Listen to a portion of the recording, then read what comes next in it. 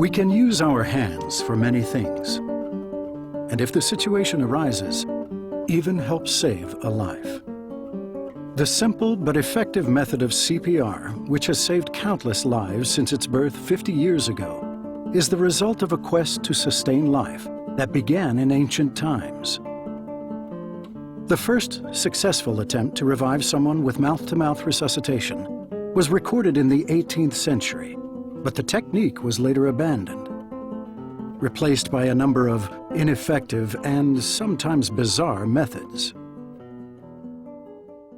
The modern use of mouth-to-mouth resuscitation began in the 1950s when a polio epidemic gripped the nation.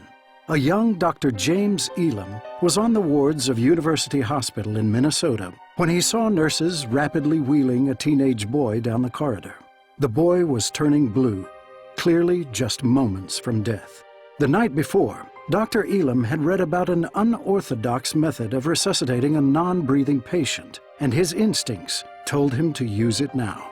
As others looked on and gasped, he placed his mouth over the boy's and blew air into his lungs. In 3 breaths, he was pink. I was then advised by the smart intern that I would get polio.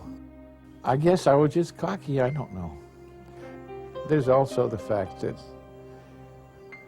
here's a human being about to die. And I knew the manual methods wouldn't work either. I didn't have any oxygen. Yes, I did, right there.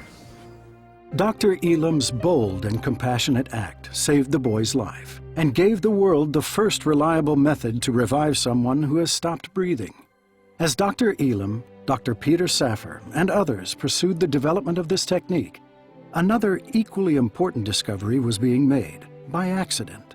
Doctors recognized that rescue breathing alone was not enough to resuscitate stopped hearts. Among those addressing the problem was Dr. William Cowenhoven, an electrical engineer who had spearheaded the creation of the defibrillator a decade earlier. While conducting experiments to improve defibrillation techniques, Cowenhoven and his colleagues unexpectedly found that pressing hard on the chest with defibrillator paddles could force blood to flow from the heart. Further tests showed that the technique of external compression was as effective as open-chest heart massage. Eventually, the researchers working separately on external compression and ventilation joined forces when they appeared jointly at a conference in Maryland in 1960 and announced that combining the two methods produced the first truly effective approach to resuscitation. They made history and changed lives. Since that time, researchers have continued to study and refine the techniques of CPR, leading to the most recent recommendation that hands-only CPR can be just as effective as traditional CPR for adults who have collapsed from a sudden cardiac arrest.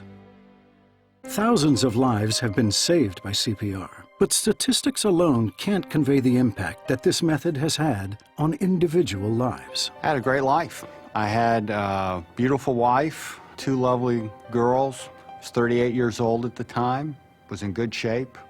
The thought that I might be at risk for heart disease was not there. And I show up, and the last thing I expected to do was drop dead that day.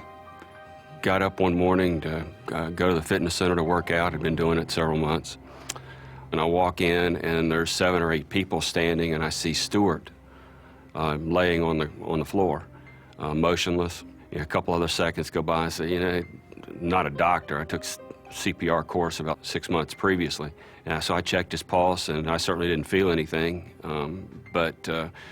Then he had just a split second worth of doubt where you try and figure out what you really do next. And then you just know this guy doesn't have any air, and his heart's not beating, and I launched into CPR. Fortunately, after doing it for several minutes, the paramedics showed up, and they put the defib on him. He did not have a pulse. They shocked him a couple of times and brought him back.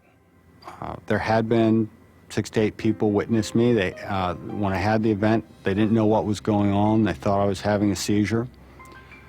They did call 911, and the club did have a defibrillator.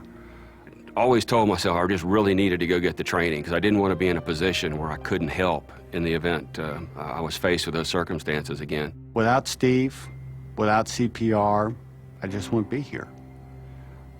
The gift that he's given me is extraordinary.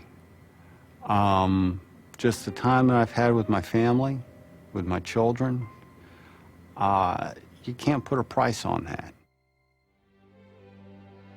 To see the full video about the fascinating history behind the creation of CPR and how you can help save a life, go to heart.org/CPR.